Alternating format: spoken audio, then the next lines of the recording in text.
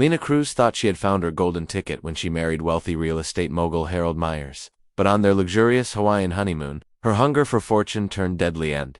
The paradise that promised freedom became the stage for murder. Harold Meyers had built an empire from nothing, a real estate mogul known across California. He spent decades turning vacant land into luxury developments. By the time he reached 68, Harold had more money than he could ever spend. But his life had grown painfully empty after the death of his wife 3 years earlier. His friends urged him to slow down, to enjoy his fortune, but loneliness clung to him like a shadow. That was when he met Lena Cruz. She was 27, radiant, confident, and full of life. She worked as a model and influencer known for her striking looks and captivating charm. To Harold, she was everything his world had been missing. What he didn't know was that Lena had built her image as carefully as he built his businesses. Each smile, each word, each glance was part of a persona she had perfected over years of struggle.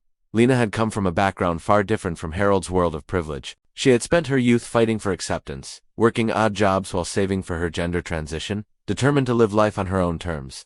But life in Los Angeles was expensive, and fame was fleeting. When she met Harold at a charity gala, she saw an opportunity that could change everything. He was kind, wealthy, and desperate for companionship. To her, he was the key to a future she had always dreamed of, one where she would never have to fight for comfort again. Their relationship moved quickly, drawing gossip from both the media and Harold's inner circle. His children were furious, believing Lena was after his fortune. Friends whispered that the age gap was unsettling.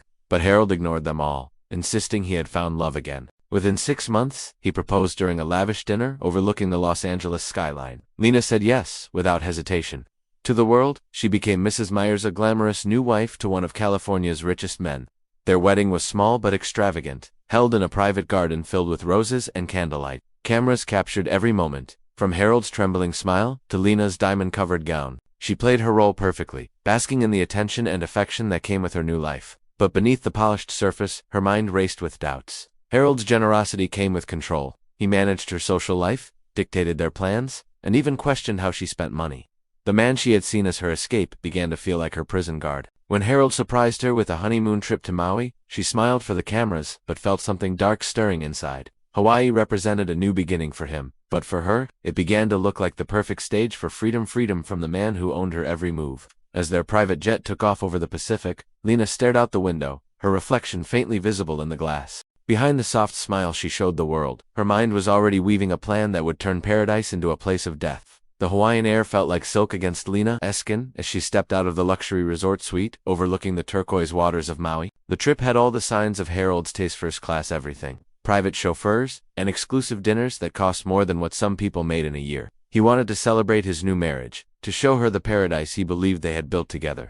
To the world, they looked like the perfect couple on a dream honeymoon. But underneath the illusion of love, something cold and calculated had already taken root. Lena had learned early in life that appearances were everything. She had survived by crafting her story, shaping how others saw her. This time was no different. She smiled, posed for photos, and held Harold's hand in public, but her eyes were always watching, studying his habits, his routines, and most importantly, his medication. Harold suffered from mild heart problems, and each morning he took a handful of pills with his breakfast smoothie.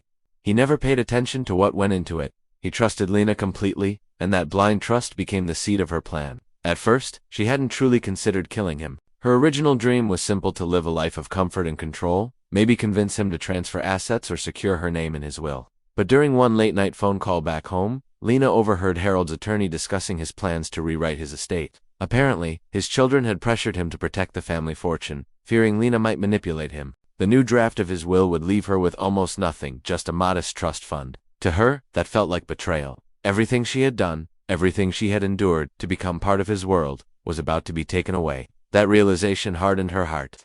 The romantic dinners, the sunset walks on the beach, even the tender moments when Harold spoke of love, all of it began to feel meaningless. She began researching late at night, pretending to scroll through social media while secretly reading about toxins and methods of undetectable poisoning. Arsenic, cyanide, and aconite all appeared on her screen. But the one that caught her attention was digitalis, a compound derived from foxglove. It could mimic a natural heart failure, nearly impossible to trace if administered in small doses. As the days passed, she practiced patience. Harold loved fruit juices, especially tropical blends with mango and pineapple. He often insisted she prepare them, calling it their morning ritual. One morning, as the waves lapped gently outside, she opened the small vial she had brought in her toiletry bag, hidden beneath bottles of perfume. She poured only a few drops into the blender, watching it disappear without a trace. When Harold took the first sip, she smiled across the breakfast table, her eyes calm, her heart steady. The poison worked slowly, almost kindly, giving her time to play her part. As he coughed lightly and rubbed his chest, Lena reached out, pretending to worry.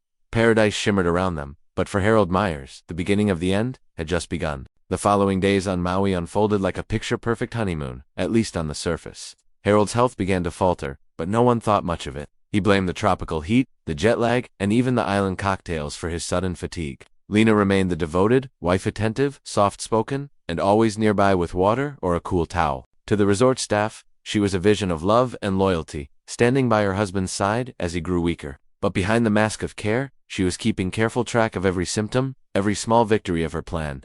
Each morning, she added another drop of the digitalis into his fruit smoothie. She never rushed. Her patience was methodical, her timing precise. The poison's effects built slowly: irregular heartbeat, dizziness, nausea enough to appear natural for a man his age. Harold's breathing became shallow, his skin paler under the Hawaiian sun. When the resort doctor visited, he diagnosed dehydration and mild exhaustion, prescribing rest. Lena thanked him sweetly and promised to monitor Harold closely. The doctor had no reason to doubt her. She seemed genuinely worried. In the evenings, Lena would sit on the balcony, pretending to admire the sunset while her mind calculated how much longer she could continue. The thought of inheriting everything thrilled her, but she also felt a strange calmness and eerie sense of control she had never experienced before. Every choice she made, every movement she rehearsed, brought her closer to freedom. Yet part of her also felt the quiet tremor of fear. It wasn't guilt, but rather the dread of losing control, of something going wrong before the plan was complete. Harold's children called often, expressing concern about their father's health. He would assure them that he was fine, that the island air just took some getting used to. Lena encouraged the calls, knowing they strengthened the illusion of a loving marriage. But privately, she resented them.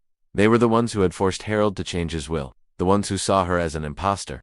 Soon, they would regret underestimating her. One evening, Harold insisted on having dinner by the ocean. He wanted one last romantic night before they returned to California. Lena agreed, masking her excitement beneath a practiced smile. The restaurant glowed with candlelight and music. As they toasted to love and longevity, she reached into her purse and slipped a few final drops into his wine when he looked away.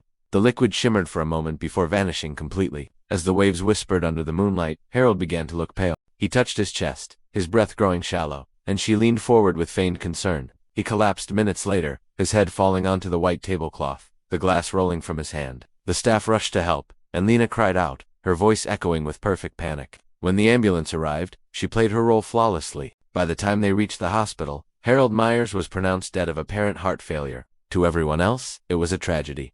To Lena, it was freedom wrapped in sorrow. But what she didn't know was that a single mistake she made that night would soon start to unravel everything. The news of Harold Meyers' death spread quickly. The wealthy real estate mogul's passing on a Hawaiian honeymoon was tragic enough to draw headlines across California. Tributes poured in, and social media flooded with pictures of Harold and his much younger wife, captured smiling beneath palm trees just days before his death. Lena played her part perfectly: heartbroken widow, trembling voice, dark glasses at the funeral. She had rehearsed grief as if it were an art form, and every tear that fell looked convincingly real.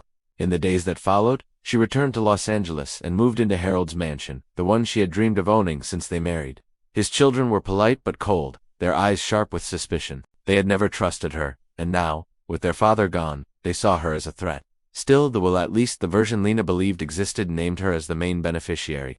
She waited patiently for the estate lawyer to call, rehearsing her quiet gratitude and sorrow for when the inheritance became official. But the call didn't bring the news she expected. Harold's lawyer, an old man with a cautious tone, informed her that the most recent version of the will had indeed been signed just a few weeks before the wedding.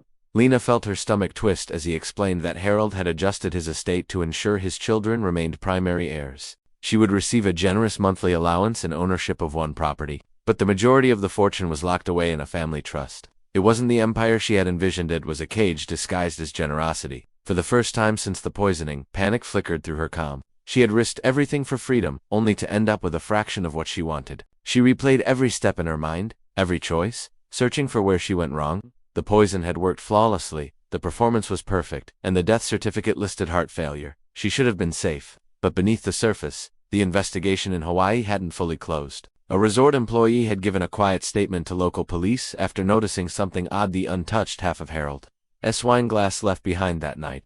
Routine toxicology tests were rare for elderly victims of heart failure, but the island coroner, uneasy about the sudden collapse, ordered one anyway. Weeks later, traces of an unusual compound were found in Harold's bloodstream. It didn't match any of his prescribed medications. The discovery wasn't enough to open a full murder case yet, but it was enough to raise questions. Detectives contacted the Meyers family, requesting a brief interview about Harold's health and habits. When Lena heard about it, her heart stopped. She smiled through her panic, insisting it was routine.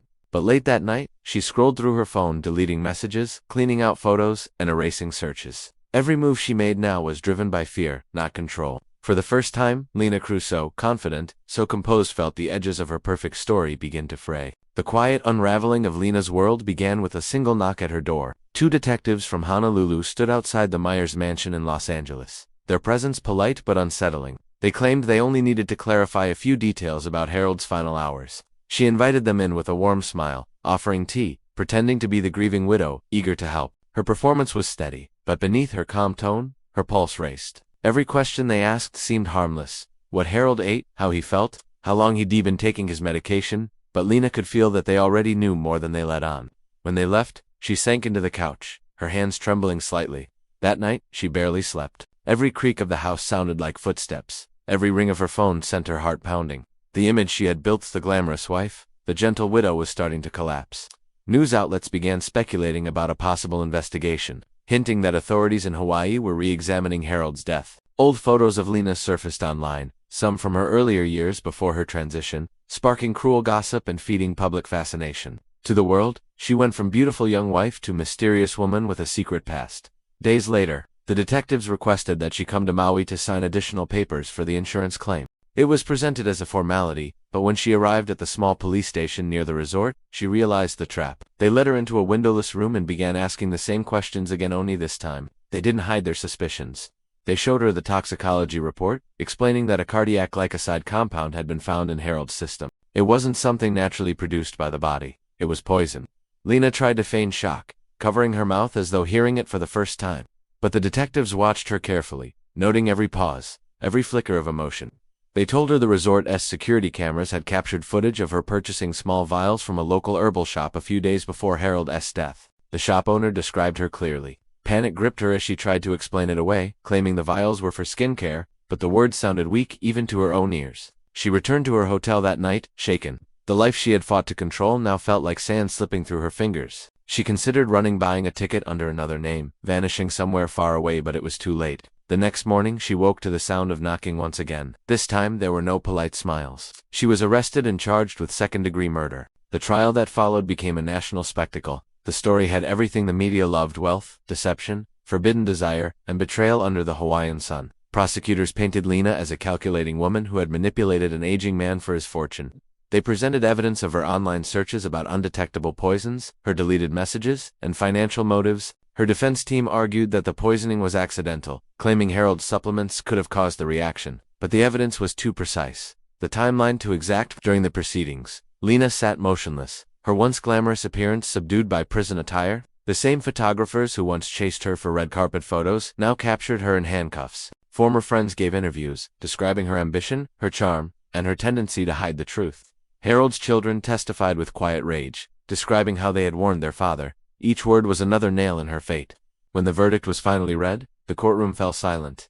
Guilty. The word echoed through her mind, sharp and final. She felt the world tilt, not from shock, but from a hollow sense of inevitability. For years, she had built her identity through control over her image, her story, her destiny. But now, stripped of everything, she realized control had been an illusion all along. Lena Cruz was sentenced to life in prison without the possibility of parole. Reporters followed her case for months, turning her story into documentaries, podcasts, and endless speculation about her true motives. Some saw her as a cold-blooded killer. Others called her a survivor who had been pushed too far. Years later, she sat alone in her cell, her reflection dim in the metal mirror. She often thought of Hawaii, not the beaches or sunsets, but the night the ocean whispered while Harold's glass slipped from his hand. She wondered if, in that final moment, he had known the truth. The legacy she had fought for had crumbled into infamy. The paradise she imagined became a cage. And though the world would remember her name, it would never be for the reasons she once dreamed.